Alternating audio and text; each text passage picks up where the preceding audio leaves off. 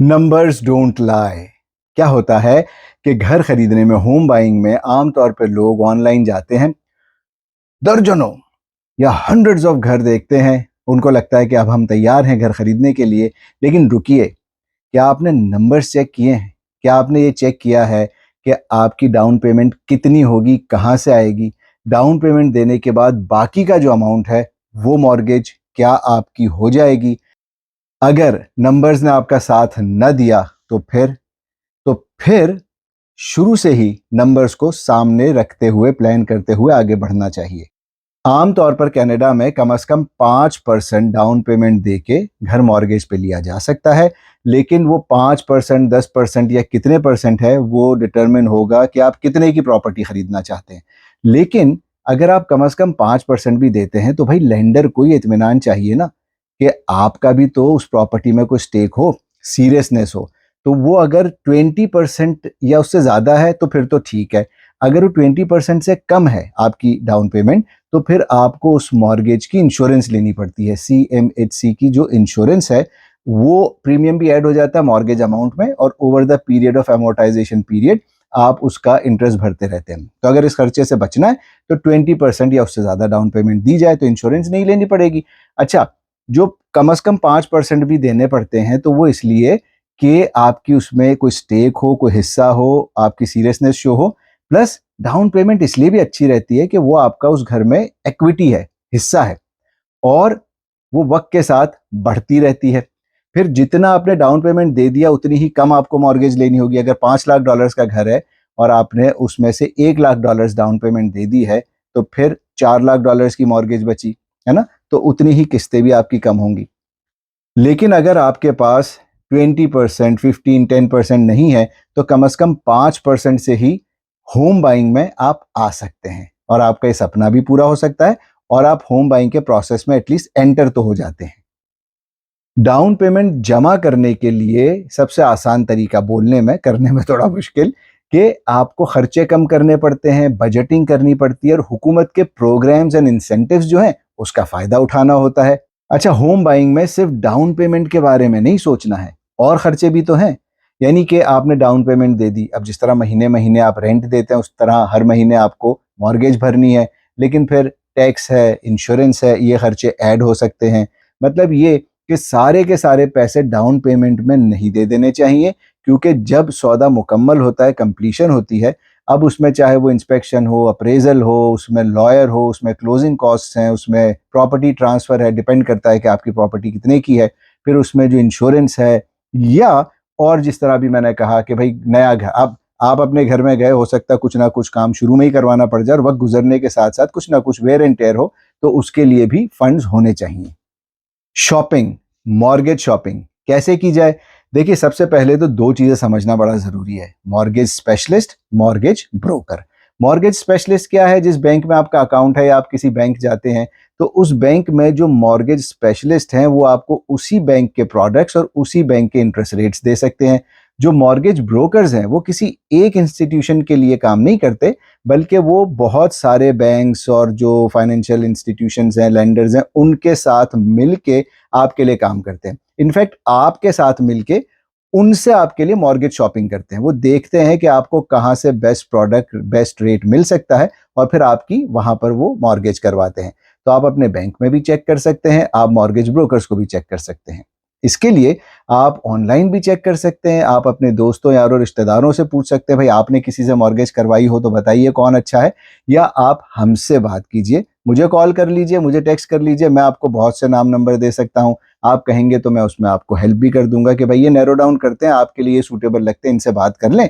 देखिए कौन आपका काम बेहतर करा सकता है, अच्छे रेट्स दे सकता है, या किसके साथ आप कनेक्ट बेहतर कर पाते हैं। भाई मॉर्गेज के इंटरेस्ट रेट के साथ साथ मॉर्गेज की टाइप क्या है, टर्म क्या है, 1 साल है, 2 साल, 3 साल, 5 साल, या ये मॉर्गेज जो है वो ओपन है या क्लोज्ड है, यानी कि क्या आप चाहें तो आपके पास पैसे आ गए कहीं से, है ना, आपको गिफ्ट मिल गया, इनकम बढ़ गई, लॉटरी लग गई, कुछ भी, किसी तरह पैसे दे दिए, ऊपर वाले ने नवाज दिया, तो क्या आपने मॉर्गेज का जो कर्ज है वो आप जल्दी उतार सकते हैं? आप क्या वो पैसे लमसम दे के अपना जो कर्जा है, मॉर्गेज, वो कम कर सकते हैं, या आपके ऊपर पाबंदी है? क्या आप अगर वो ख़त्म करना चाहें, घर बेचना चाहें और उस मॉर्गेज को वक्त से पहले ख़त्म करना चाहें, क्या उस पर कोई पेनल्टी लगेगी या नहीं लगेगी, इस तरह की बातें जो है। फिर आपका इंटरेस्ट रेट क्या वेरिएबल है, जब भी मार्केट में इंटरेस्ट रेट चेंज होगा तो आपका इंटरेस्ट रेट भी चेंज हो जाएगा, या फिक्स्ड है कि जितने अरसे के लिए तय है उतने अरसे चेंज नहीं होगा। ये सारी बातें पूछना, समझना, जानना बहुत ज़रूरी होता है। अच्छा, जो मॉर्गेज का प्री अप्रूवल है ना, ये बड़ा इंपॉर्टेंट होता है। क्या है कि अगर आपने अपनी प्री अप्रूवल कराई हुई है तो आप जब जाते हैं होम बाइंग के लिए, हम भी जब आपके लिए कहीं ऑफर डालते हैं तो सेलर को भी ये जान के एक इत्मीनान होता है कि अच्छा सीरियस बायर है, इन्होंने अपनी प्री अप्रूवल कराई हुई है, इनको अपना अपर जो बजट है मैक्सिमम, जरूरी नहीं है कि जितने की मैक्सिमम आपकी प्री अप्रूवल हो आप उतने का ही घर खरीद लें, है ना, लेकिन कम से कम आपको बजट का मैक्स पता होता है कि मुझे इससे ऊपर नहीं जाना है, इसके अंदर अंदर रहना है। और जैसे कि मैंने पहले भी कहा, सारे पैसे डाउन पेमेंट पे नहीं दे देने चाहिए और सारे के सारा पैसा होम बाइंग पे नहीं लगा देना चाहिए, क्योंकि आपको लाइफ भी तो गुजारनी है और आपको जैसे कि और खर्चे हैं, क्लोजिंग कॉस्ट वगैरह हैं, साथ ही साथ घर में भी तो खर्चे आ ही सकते हैं बाद में, तो कुछ उसके लिए भी कुशन रखना ज़रूरी है। लेकिन प्री अप्रूवल का फ़ायदा ये है कि आपको भी और सामने वाली पार्टी को भी पता होता है कि आप सीरियस बायर हैं और आपने पहले से ही इंतज़ाम किया हुआ है। प्री अप्रूवल आपको एक अंदाज़ा ज़रूर दे देता है कि मेरी इतने तक की मॉर्गेज हो सकती है। फिर जब आप कोई घर पसंद करते हैं, हमारी हेल्प से, रियल्टर की हेल्प से आप उस पे ऑफ़र डाल के एक्सेप्टेड ऑफ़र ले लेते हैं, फिर आपका मॉर्गेज का असल काम होता है और उसमें फिर फाइनल होगा कि हाँ जी हाँ, आपकी मॉर्गेज हो गई। बट प्री अप्रूवल बहुत ज़रूरी है। अच्छा, जब हम या आप कोई भी किसी भी लेंडर के पास, बैंक या किसी भी इंस्टीट्यूशन के पास उधार लेने जाता है, ठीक, आप मॉर्गेज स्पेशलिस्ट के पास गए या मॉर्गेज ब्रोकर के पास गए और उसने आपके बिहाफ पे कोशिश की आपको मॉर्गेज दिलाने के लिए, आपकी फाइल कहीं एप्लीकेशन डाली, तो जो भी लेंडर आपको पैसे उधार देगा वो ये चाहेगा कि उसके पैसे सेफ हों और उसके वक्त पे किस्तें उसको मिलती रहें। उसके लिए वो देखेगा कि जो भी मॉर्गेज पे पैसे लेना चाह रहा है, जैसे कि आप, तो आपकी हिस्ट्री कैसी है, ठीक है ना, आपकी क्रेडिट हिस्ट्री कैसी है, आपका क्रेडिट स्कोर कैसा है, एक तो ये। फिर यह भी देखा जाएगा भाई आप डाउन पेमेंट दे रहे हैं, कितनी दे रहे हैं, कैसे दे रहे हैं, है ना। फिर ये देखा जाएगा कि आपकी इनकम कितनी है, आपके ऊपर पहले से कितना डेट है, क्योंकि जो पहले से डेट है तो आप पहले ही कहीं किस्तें भर रहे हैं, तो अब आप नया उधार लेंगे तो वहाँ किस्तें कम भर पाएंगे और कितनी भर पाएंगे। साथ ही साथ क्या आपकी कुछ सेविंग्स है, ये सारा कुछ देखते हैं लेंडर, ये तय करने के लिए कि हाँ, वो अपना पैसा किसी को उधार दे रहे हैं, वो मॉर्गेज पे दे रहे हैं, तो उनकी जो पैसे है, इन्वेस्टमेंट है, वो सेफ सिक्योर है और उनको वक्त पे किस्तें मिलती रहेंगी। इसके लिए वो आपका क्रेडिट स्कोर जरूर देखते हैं कि जी आप पैसे उधार लेते रहे हैं और उसकी किस्तें वक्त पे भरते रहे हैं।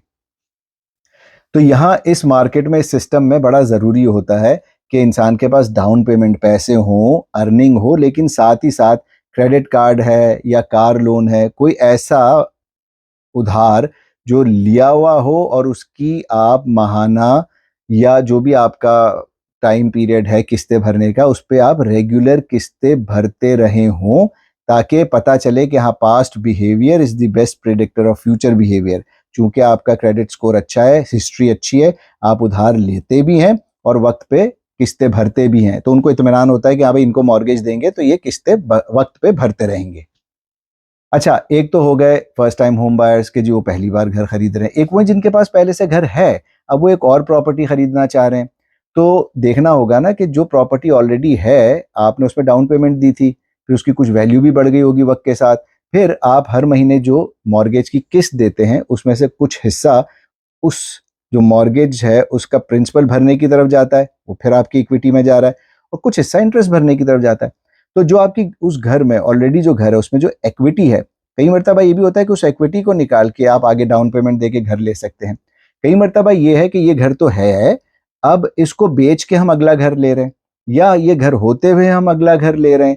कई मरतबा ये है कि यार मुझे घर आगे पसंद आ गया है, तो अब जो नया घर पसंद आ गया उस पर ऑफर डाली जाती है, ये कहकर कि मैं ये ऑफर डाल रहा हूं subject to sale of the originally जो मेरे पास घर है वो, ठीक, मैं नए घर पे ऑफर डाल रहा हूं, लेकिन सब्जेक्ट्स में ये सब्जेक्ट भी है कि मेरी जो ऑलरेडी प्रॉपर्टी वो बिक जाएगी, subject to sale of this property, मैं इस सौदे को फर्म करूंगा।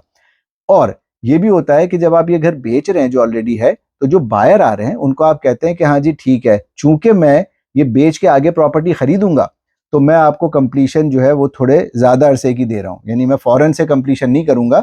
एक मर्तबा हम इस सौदे में जाते हैं तो मिसाल के तौर पे मुझे इतने महीने चाहिए ताकि मैं अगला घर ले सकूं। लेकिन इसमें आप जब हमसे हेल्प लेंगे, हम आपको सेफ सिक्योर काम करा कर देंगे। आपके पास प्रॉपर्टी है, इसको बेचने का, अगली प्रॉपर्टी खरीदने का प्रोसेस साथ साथ चल रहा होगा। यहाँ ओपन हाउसेज हो रहे होंगे, यहाँ आपको हम व्यूइंग्स करा रहे होंगे।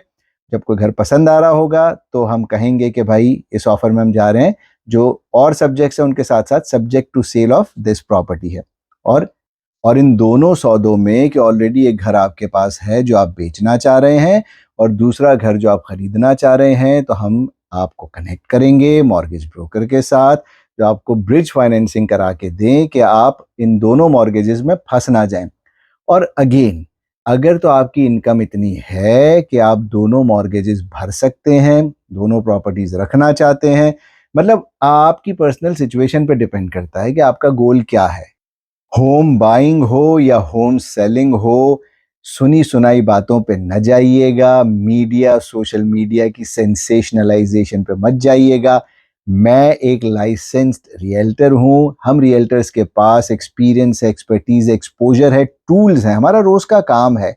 हम आपको देंगे, जैसे मिसाल के तौर पे Fraser valley real estate board है, या हमारी कैनेडियन रियल स्टेट एसोसिएशन है, या बीसी की जो रियल स्टेट एसोसिएशन है, हम आपको इसके जो स्टैट्स है ऑथेंटिक, वो स्टैट्स देंगे, उसको एनालाइज करेंगे और उन पे बात करेंगे, असल नंबर्स पे।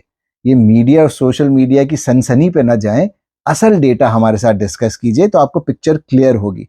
फिर आप इंफॉर्म्ड डिसीजन लेंगे, चाहे आप बेचना चाहें या खरीदना चाहें।